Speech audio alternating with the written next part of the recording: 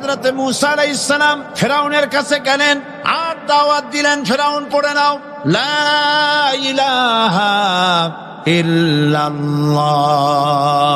একটি কথা আপনাদের মনে রাখতে হবে, দুনিয়ার কোন ফেরাউন, কোন নমরুদ, কোন সাদ্দাত, কোন হামান কেউ বলে নাই যে আমি আল্লাহ, আমি রাজ্জাক, আমি খালেক, আমি পৃথিবীর সৃষ্টি করেছি। কথা কেউ বলেছে? কেউ বলে নাই। কি বলেছে তারা?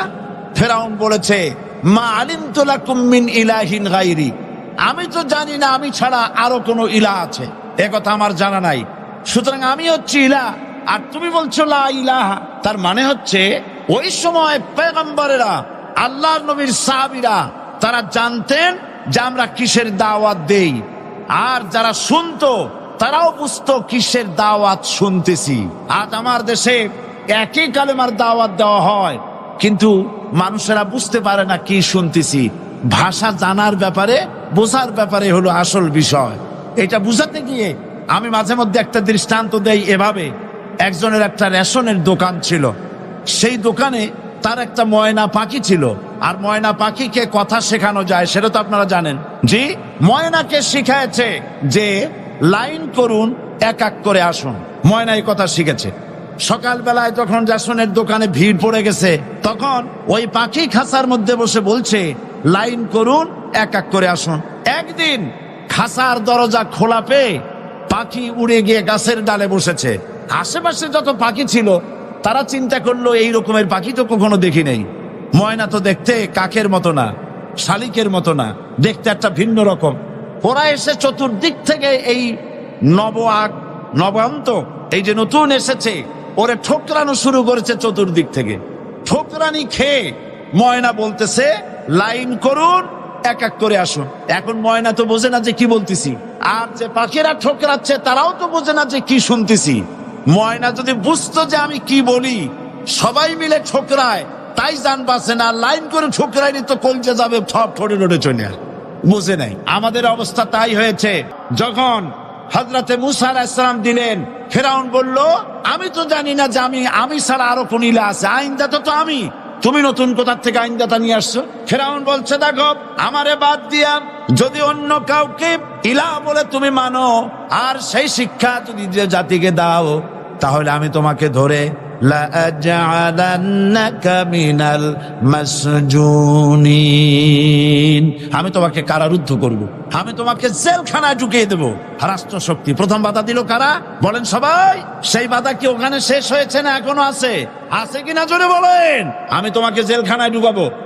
হযরতে মূসা আলাইহিস সালাম বলেন ফেরাউন, জেলের ভয় আমি করি না, আমাকে জেলের ভয় দেখায়া লাভ নাই, আমি আল্লাহ পাকের পয়গম্বর হযরতে মূসা আলাইহিস সালাম। ফেরাউনের দলবল আছে, লোক লস্কর আছে, তার অস্ত্রের অভাব নাই।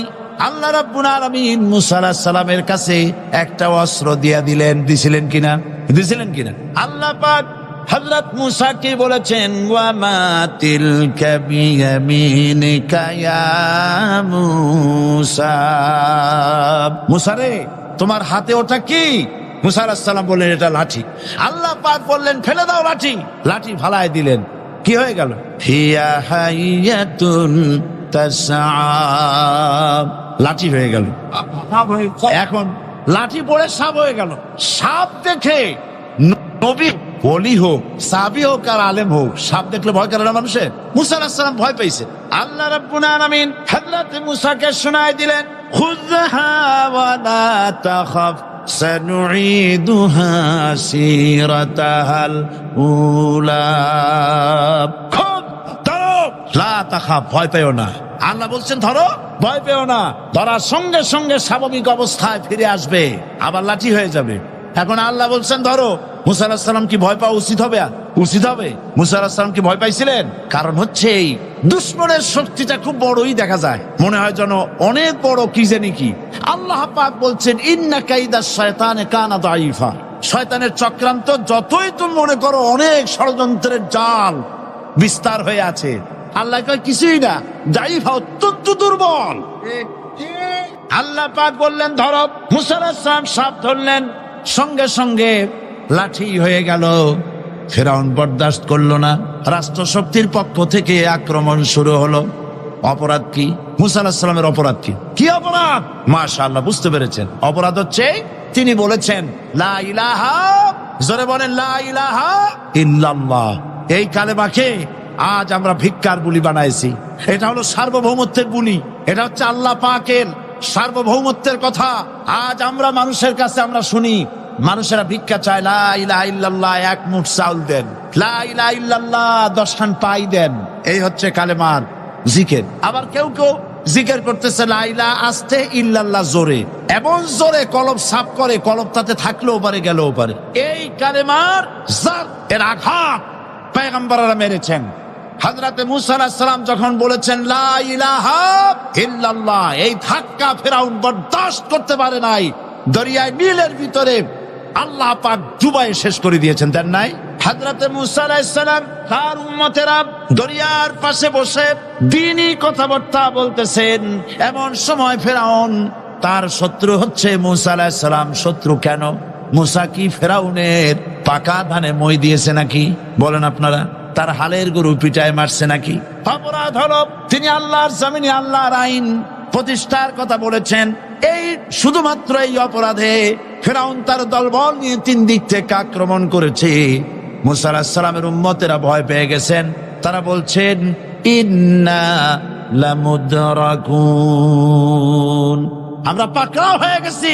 3 দিকে সাঁড়াশি আক্রমণ, 3 দিকে শত্রু, একদিকে দরিয়া, পালাবার রাস্তা আছে? হযরত মুসা আলাইহিস সালাম ভয় পেয়ে গেলেন, সারেন্ডার করলেন না। হযরত মুসা আলাইহিস সালাম বললেন কাল্লা, কখনো নয়, ভয় পাওয়ার কোনো কারণ নাই।